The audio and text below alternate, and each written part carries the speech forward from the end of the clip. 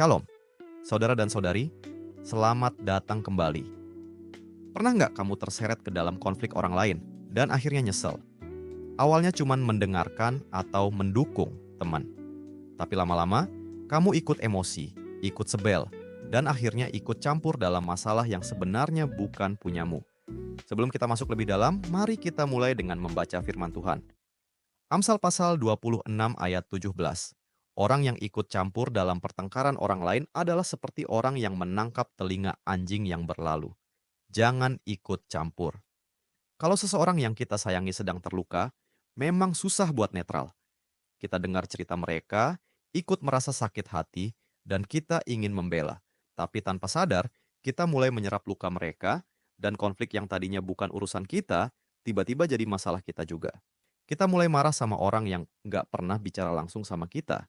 Kita mulai dingin ke orang yang dulu kita akrab. Dan tanpa sadar, komunitas kita mulai retak. Amsal membandingkan ini dengan menarik telinga anjing liar. Itu berbahaya, nggak bisa ditebak, dan pasti akan menggigit. Dan bahkan kalau niat kita baik, kalau itu bukan konflik kita nggak akan bisa menyelesaikannya. Orang bijak tahu kapan harus mundur, nggak langsung percaya satu sisi cerita, dan bukan memperkeruh suasana, tapi mendorong pendamaian. Kadang, hal paling serupa dengan Kristus adalah tidak ikut dalam pertengkaran yang bukan bagian kita. Mari kita berhenti bentar dan mikir. Pernahkah kamu ikut terjebak dalam konflik yang sebenarnya bukan milikmu?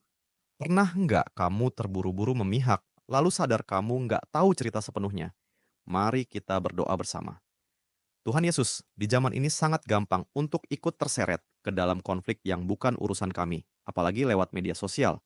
Tapi Engkau mengajarkan fokus. Seperti yang Engkau katakan di Lukas pasal 12 ayat 14. Engkau tidak datang untuk menjadi hakim atau penengah di setiap perselisihan pribadi. Ajari kami untuk punya hati yang fokus dan rendah hati. Bentuk kami jadi orang yang membawa damai, bukan menyulut api. Amin. Terima kasih telah bergabung dalam pembelajaran Alkitab hari ini.